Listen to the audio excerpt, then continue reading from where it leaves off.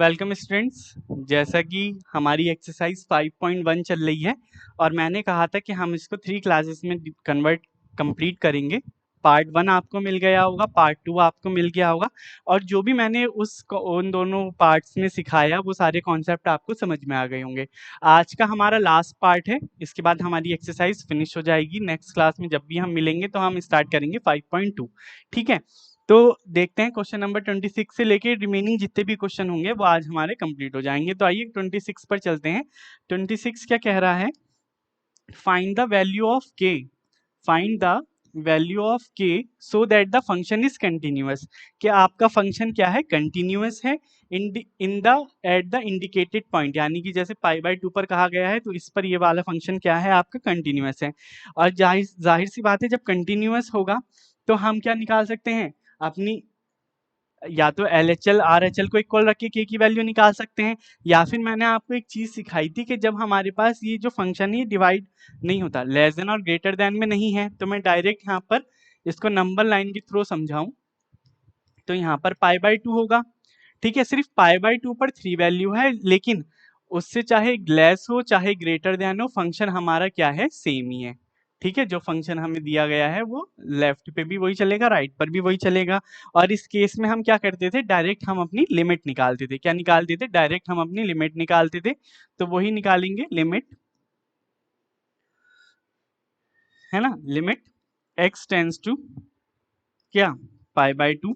Function है आपका k cos x upon 2 minus 2x। ठीक है, अब देखो इसमें एक चीज देखो, अगर मैं x के प्लेस पर पाई बाय 2 रख देता हूं तो ये फॉर्म बनेगी 0/0 की। ठीक है, जो इनडिटरमाइंड है ना, अनडिफाइंड है ना, यानी कि क्या आएगा? है ना, नॉट डिफाइंड वाली टर्म आ जाती है। पीरियड जब हमने टी रेशियो वाली टेबल पढ़ी थी तो 0/0 को हम क्या कर देते थे? जीरो जिसके डिनोमिनेटर में 0 आता था उसको नॉट डिफाइंड कह देते, यानी कि वो डिफाइन नहीं हो सकती। तो इस केस में हम क्या करेंगे? हमने 11th में, 12th वाले बच्चे 11th में एक कॉन्सेप्ट सीख के आ रहे होंगे लिमिट एंड डेरिवेटिव के चैप्टर में, कि जब कभी ऐसा केस हो तो हम क्या कर देते हैं? लिमिट को h टेंस टू 0 कर देते हैं, है ना। फिर जो ये हमारा x है ये दो पार्ट में डिवाइड हो जाता है। कैसे?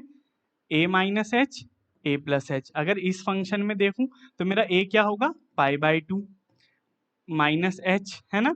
और अगर ग्रेटर देन वाले पे देखूं, RHL वाले पे, तो पाई बाय 2 प्लस एच हो जाएगा, है ना। यहाँ पर मेरा a क्या है? पाई बाय 2 है। तो इस केस में क्या करते थे हम? ये वाली चीज यूज करते थे। 11th क्लास में आप ये सब सीख के आए होंगे। तो मैं डायरेक्ट कर रहा हूँ के कॉज। अब देखो, जब यहाँ पे लेस देन और ग्रेटर देन नहीं है तो चाहे आप a माइनस एच ले लो चाहे a प्लस एच ले लो, चॉइस इज योर्स। ठीक है, तो मैं क्या ले रहा हूँ? कॉज के cause pi by 2 minus H. ठीक है, पाई बाय 2 माइनस एच। नीचे क्या आएगा? Pi minus 2 pi by 2 minus H. ठीक है, ये आ गया। जब इसको आप सॉल्व करोगे तो लिमिट h टेंस टू 0 के, ये हो जाएगा आपका साइन h, 90 माइनस थीटा हो जाता है sine theta, cos 90 minus theta sine theta, pi minus pi plus 2h। पाई से पाई कैंसिल हो गया, पाई से पाई क्या हो गया हमारा? कैंसिल हो गया। तो लिमिट h टेंस टू 0, है ना, h टेंस टू 0 के साइन h, पाई से पाई हट गया, अपॉन h। अब इस k को के अपॉन 2 को छोड़ दो तो ये जो साइन h अपॉन h है, ये भी 11th क्लास का एक कॉन्सेप्ट है। ये कल भी एक क्वेश्चन आया था हमारा, इसकी वैल्यू लिमिट एंड डेरिवेटिव में क्या हो जाती है? 1 हो जाती है।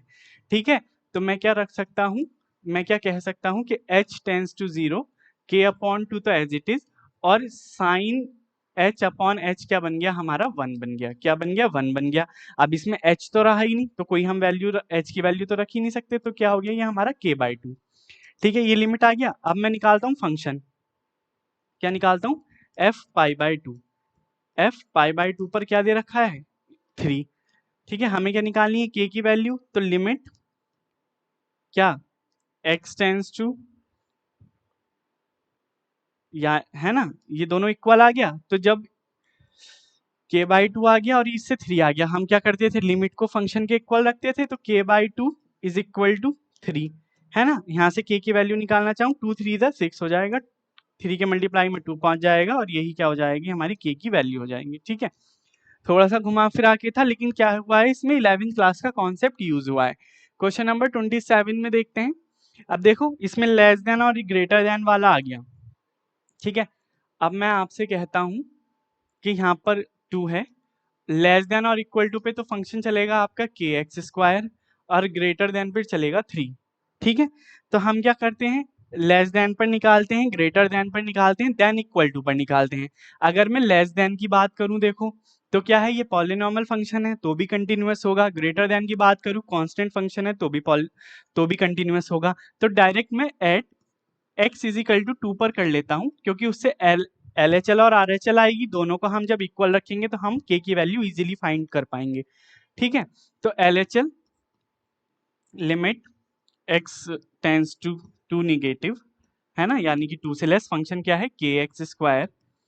ठीक है, मैं डायरेक्ट अगर x की वैल्यू अब इसमें रख दूं तो k 2 का स्क्वायर यानी कि 4k, कितना आ गया 4k आ गया। आर एच एल क्या है, limit x tends to 2 positive, है ना, ग्रेटर देन फंक्शन क्या है 3, तो x की वैल्यू तो रख ही नहीं सकते 3। और मैं फंक्शन की बात करूं 2 पर, तो f2 पर भी यही आ रहा है k 2 का स्क्वायर यानी कि 4k। ठीक है, अब देखो क्या करते थे, L H L equal to function हमारा कंटिन्यूअस होता था तो हम उसमें यही तो बताते थे, यही तो बताते थे ना।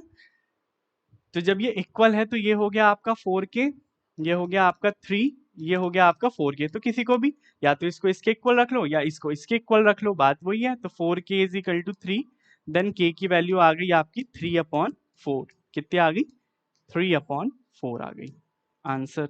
ठीक है, चेक कर लेते हैं, 3/4 ही आपकी वैल्यू आ रही है। ठीक है, अब क्वेश्चन नंबर 28, इसमें भी देखो ग्रेटर देन और इक्वल टू है, यहाँ पर देखो पॉलिनॉमियल फंक्शन है, cos x भी कंटिन्यूअस होता है, ये भी कंटिन्यूअस होता है। तो डायरेक्ट आप क्या करो, at x is equal to pi पर निकाल लो, तो क्या होगा L H L R H L मिल जाएगी, उसको इक्वल रख के हम k की वैल्यू निकाल सकते हैं। ठीक है, आप चाहे तो बता भी सकते हो कि अगर x की वैल्यू लेस देन है तो के एक्स प्लस 1, लेकिन हमें ऑलरेडी उसमें कंटिन्यूअस कहा गया है। ठीक है, तो L H L is equal to limit x tends to pi negative, ठीक है, पाई निगेटिव के एक्स प्लस 1, क्या करोगे के पाई, है ना, प्लस 1, के पाई प्लस 1 आ गया। अब आर एच एल की बात करूं मैं, limit x tends to pi positive greater than function क्या चलेगा हमारा cos x, वैल्यू रख दो इसमें x की, cos पाई यानी cos 180 डिग्री, और आप सभी को पता होगा cos 180 की डिग्री वैल्यू होती है -1, cos 180 की वैल्यू होती है -1। और मैं f की बात करूँ तो भी यही आएगा, लेकिन मैं तो LHL को RHL के इक्वल रख देता हूँ, तो मुझे किसकी वैल्यू मिल जाएगी, k की वैल्यू मिल जाएगी। k pi plus 1 is equal to -1, के पाई को एज इट इज रहने दो, -1, ये क्या हो गया के पाई इज इक्वल टू -2, तो के की वैल्यू आएगी -2/पाई, क्या आएगी -2/पाई आंसर। चेक कर लेते हैं, -2/पाई यही आपकी वैल्यू आ रही है। 28 क्वेश्चन क्या कह रहा है, फंक्शन, अब देखो वही वाली बात है, लेस देन पर तो के एक्स प्लस 1 है और ग्रेटर देन पे 3x - 5 है। बट हमें जब फंक्शन कंटिन्यूअस कहा है तो देखो ये भी पॉलिनॉमियल ये भी पॉलिनॉमियल, तो लेस देन और ग्रेटर देन पर तो अलग अलग ये कंटिन्यूअस होंगे ही। मैं डायरेक्ट 5 पर चेक कर देता हूं, तो इससे क्या होगा आप k की वैल्यू इजीली निकाल पाओगे। LHL limit x tends to 5 negative के एक्स प्लस 1, ठीक है, तो k 5 प्लस 1 यानी कि 5k प्लस 1। RHL निकालो, limit x tends to 5 positive, function क्या है हमारा 3x - 5, ठीक है, तो 3 इंटू 5 -5, 15 - 5 क्या हो गया आपका 10 हो गया, क्या हो गया आपका 15 - 5 10 हो गया। अब अगर आप f5 निकालते हो तो भी आपको यही वाला फंक्शन मिलेगा, तो मैं direct LHL is equal to RHL कर देता हूँ, तो 5k plus 1 is equal to 10, 5k is equal to 10 minus 1, ये 1 इधर जाके निगेटिव हो गया, 5k इज इक्वल टू 9, तो k इज इक्वल टू क्या आ गया आपका 9/5, क्या आ गया 9/5, यही क्या हो गई हमारी k की वैल्यूज हो गई। ठीक है, चेक कर लेते हैं, 9/5 यही आपकी आ रही है। तो हमने 21 से 26 तक के क्वेश्चन में क्या निकाल दिया, अपनी k की वैल्यू निकाल दी। किस तरीके से, बस एक 26 वाले में 11 का कॉन्सेप्ट लग रहा था, बाकी जो मैंने आपको सिखाया वही वर्किंग करनी है। फाइंड द 30 क्वेश्चन में कह रहा है find the value of a and b such that the function is defined by is a continuous function. अब देखो, आप खुद ही देखो कि मैं अगर बात करूं 2 पर और 10 पर, यही तो है, 2 से लेस तो 5, 2 और 10 के बीच में ax प्लस b और 21 10 से ज्यादा तो 21, ये फंक्शन आ गया। अब देखो, अगर मैं लेस देन पे बात करूं तो कांस्टेंट फंक्शन कंटीन्यूअस होगा, ग्रेटर देन 10 पर बात करूं कंटीन्यूअस फंक्शन होगा, और अगर 2 से 10 के बीच में बात करूं तो वो क्या है, पॉलिनॉमियल फंक्शन है, तो भी कंटीन्यूअस होगा। तो ये जो लेस देन, ग्रेटर देन और लाई वाली टर्म है ना, ए से 2 से 10 के बीच वाली, इन सब में तो ये टर्म क्या होगी, कंटीन्यूअस ही होगी, ये फंक्शन कंटीन्यूअस ही होगा। तो डायरेक्ट मैं 2 पर चेक कर लेता हूं और मैं 10 पर चेक कर लेता हूं। ठीक है, तो डायरेक्ट 2 पे मैं करूंगा at x is equal to 2, यही वर्किंग तो हम करते हुए आ रहे थे। LHL limit x tends to 2 negative, 2 से कम फंक्शन क्या है हमारा 5, तो डायरेक्ट 5 आ गया। RHL की मैं बात करूं तो limit x tends to 2 positive, 2 से greater than ax plus b, यानी कि कितना आया 2x प्लस b, क्या आ गया 2a प्लस b, क्या आया 2a प्लस b। अगर मैं f2 की बात करूं तो भी हमारा 5 आ जाएगा। ठीक है, तो अगर f2 की बात करूं तो भी हमारा 5 आ गया। तो LHL is equal to RHL। ठीक है, कंटिन्यूअस फंक्शन कहा गया है तो डायरेक्ट हम इक्वल रख देंगे, तो 5 is equal to 2a plus b is equal to 5। अब चाहे इसको इससे कंपेयर कर लो या इसको इससे कंपेयर कर लो, इक्वेशन बनेगी आपकी 2a plus b is equal to 5, यही तो बनेगी, फर्स्ट इक्वेशन कह दो इसको। अब मैं 10 पर देखता हूं, अगर मैं 10 पर देखूं at x is equal to 10 पर, तो लिमिट LHL क्या होगी, limit x tends to 10 negative, function क्या बनेगा 10 से लेस पर ax प्लस b, यही तो बन रहा है, डायरेक्ट वैल्यू रख दो तो 10a प्लस b हो जाएगा। RHL की बात करूं तो limit x tends to 10 positive, यानी 10 से ज्यादा, ये हो गया 21 इज इक्वल टू 21। F10 की बात करूं तो b क्या आएगा मेरा 21 आएगा। फिर मैं तीनों को कंपेयर कर दूं, इक्वल रख दूं, तो मेरे पास बनेगा 10a plus b is equal to 21, ये क्या आ गई आपकी दूसरी इक्वेशन आ गई। अब दो इक्वेशन आपके पास आ गई, आप इसको सॉल्व कर लो। कैसे करोगे, जैसे लीनियर इक्वेशन सॉल्व करते थे, इज इक्वल टू 5 और 2a plus b is equal to 5 और 10a plus b is equal to 21, subtract कर दो। ठीक है, तो सब्ट्रैक्ट सब्ट्रैक्ट सब्ट्रैक्ट, b से b कैंसिल, क्या आएगा ये आपका -8a इज इक्वल टू 5 गया माइनस का 16, माइनस से माइनस कैंसिल, a की वैल्यू आ गई आपकी 2, क्योंकि 8 डिवाइड में चला जाएगा तो 2 आ गई। ठीक है, अब मैं फर्स्ट में रख दूं इस वैल्यू को, तो 2 into 2 plus b is equal to 5, तो b is equal to 5 minus 4, यानी कि b की वैल्यू कितनी आ गई आपकी 1 आ गई। ठीक है, आंसर। इस तरीके से आपने क्या कर लिया, a और b की वैल्यू फाइंड कर दी। 31 question, show that the function defined by fx is equal to cos x square is a continuous function. अब इन क्वेश्चनों में देखो, हमारे ना 12th क्लास में जो चैप्टर 1 था उसमें एक एक्सरसाइज थी f ऑफ g और g ओ f बेस पर। ठीक है, हालांकि वो शायद कोविड की वजह से जब सिलेबस को उन्होंने करा तो वो उसको एक्स्ट्रा समझ के उन्होंने डिलीट कर दिया बुक में से। तो ये एक एक्सरसाइज थी, उसी के बेस पर ये आप क्वेश्चन समझोगे, एफ ऑफ जी और जी ओ एफ, यानी कि F of G X, F of G X और जी ओ एफ मतलब जी में एफ का फंक्शन रखना है, जी में एफ का फंक्शन रखना है, ये एक चीज है। तो अगर मैं डायरेक्ट इसकी इस फंक्शन की बात करूं, इसमें देखो दो चीजें मिल रही हैं, एफ एक्स जो है उसमें क्या मिल रही है आपको, कॉज एक्स स्क्वायर, यही तो मिल रहा है। अब मैं अगर जी एक्स को मान लूं क्या, कॉज एक्स, और एच एक्स, क्योंकि अभी मैंने वहां पर एफ ऑफ जी और जी एफ लिखवाया था, लेकिन एफ हमें गिवन है तो मैंने जी और एच मान लिया, क्या हो गया एक्स स्क्वायर। ठीक है, क्या हो गया एक्स स्क्वायर। अगर मैं बात करूं जीओ एच की, जीओ एच की अगर अभी मैं बात करूंगा, लेकिन उससे पहले ये देखो आप, कॉज एक्स है, कंटिन्यूअस होगा, क्या होगा कंटिन्यूअस होगा।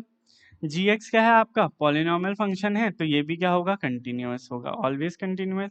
अगर मैं इसका जी ओ एच निकालूं, जी ओ एच यानी कि जी में एच का फंक्शन रखना है आपको, ठीक है। जी क्या है हमारा कॉज एक्स, है ना, कॉज में हमें क्या रखना है, कॉज एक्स की जगह हमें एच एक्स रखना है, तो कॉज एच एक्स क्या है हमारा एक्स स्क्वायर है, तो यही तो फंक्शन आ रहा है, यही तो फंक्शन आ रहा है ना। जब ये दोनों कंटिन्यूअस, तो इससे जो ये जी ओ एच बना ये भी क्या होगा हमारा कंटिन्यूअस होगा। तो हम क्या कह सकते हैं कि हमारा जो एफ एक्स है, F X is equal to cos X square is a continuous function, is a continuous function, ठीक है, इज अ कंटिन्यूअस फंक्शन। और भी ऐसे क्वेश्चन है, आप धीरे धीरे समझ लेना, ठीक है। देखो 32 पर भी यही है, F X is equal to modulus में कॉस एक्स। अब देखो ये तो आपको पता ही है कि मॉडुलस का जो फंक्शन है वो ऑलवेज कंटिन्यूअस होगा, लेकिन यहाँ पर वर्किंग कुछ और करनी है। मैं अगर जी एक्स मान लेता हूँ आपको कॉस एक्स, और एच एक्स मान लेता हूं मैं आपका मॉडुलस एक्स, मॉडुलस क्योंकि इसी से ही मिलकर तो ये बन रहा है, देखो cos x भी आ रहा है और मॉडुलस x भी आ रहा है। लेकिन अगर मैं अब जीओ एच करता हूँ, जीओ एच करता हूँ, तो मुझे cos में क्या रखना पड़ेगा, मॉडुलस x रखना पड़ेगा, है ना। cos के x के प्लेस पर एच एक्स आ जाएगा जो कि मॉडुलस x है, तो क्या ये इसके जैसा बन रहा है, नहीं बन रहा। इस बार हम उल्टा करेंगे, क्या करेंगे हम एच ओ जी, यानी कि हम h में क्या रखेंगे, g का फंक्शन रखेंगे, ठीक है, जी का फंक्शन रखेंगे, यानी कि एच क्या है आपका मॉडुलस एक्स, और मॉडुलस में आप जी एक्स रखोगे तो ये हो जाएगा कॉस एक्स, तो ये क्या बन गया एज इसके जैसा ही बन गया। अब देखो हमारे जी एक्स भी कॉस एक्स है तो कंटिन्यूअस होगा, और मॉडुलस फंक्शन आपको पता है कंटिन्यूअस होता है, तो अगर इन दोनों को मैंने एच ओ जी में लिखा और ये कंबाइन हो गई तो ये फंक्शन भी क्या होगा हमारा कंटिन्यूअस होगा, और कंटिन्यूअस होगा तो हमारा जो फंक्शन है वो भी F is continuous, F is continuous, ठीक है। 33 साइन एक्स, क्या दिया हुआ है, साइन एक्स दिया हुआ है। अब देखो फंक्शन इसकी कंटिन्यूटी हमें बतानी है या नहीं है।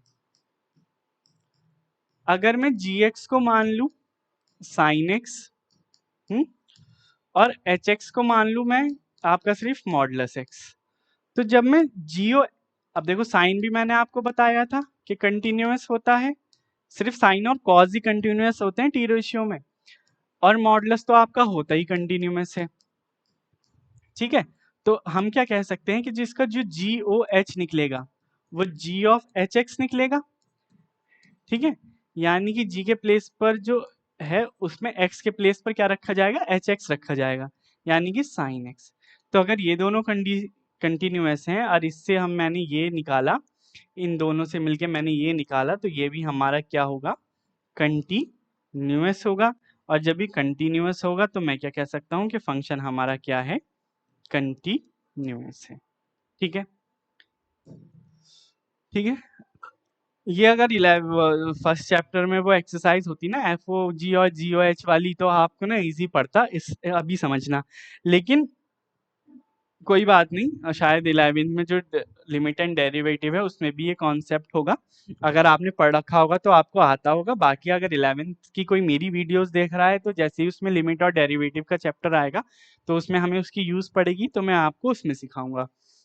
लास्ट क्वेश्चन है ये, find all the points of discontinuity of function defined bye F modulus x minus x minus one.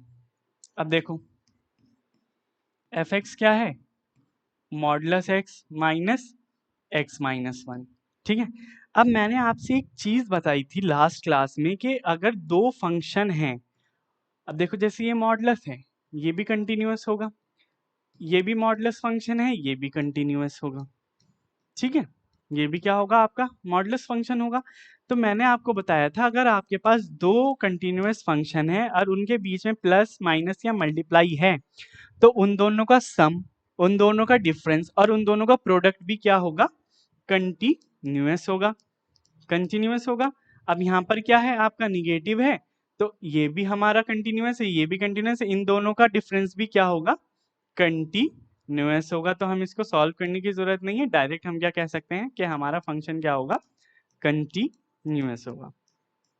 ठीक है, चलिए एक्सरसाइज हमारी कंप्लीट हो जाती है। अगर किसी का कोई डाउट है तो वो कमेंट बॉक्स में डाल दीजिएगा, अदरवाइज हम नेक्स्ट क्लास में 5.2 स्टार्ट करेंगे। ठीक है, उसमें हम सीखेंगे प्रोडक्ट रूल और क्वोशिएंट रूल और क्या बोलते हैं इसको, डिफरेंशिएबिलिटी, कि हम डिफरेंशिएशन कैसे करते हैं। ठीक है, तो बाय प्रोडक्ट रूल और क्वोशिएंट रूल की मदद से हम वो क्वेश्चन सॉल्व करेंगे। नई चीजें हैं, नई चीजें सीखेंगे, कैसे करेंगे, क्या वर्किंग है, वो नेक्स्ट क्लास में पता चलेगी। चलिए तब तक आप प्रैक्टिस कीजिए, किसी को कोई डाउट हो तो कमेंट बॉक्स में डाल दीजिए। मिलते हैं अब आपसे नेक्स्ट क्लास।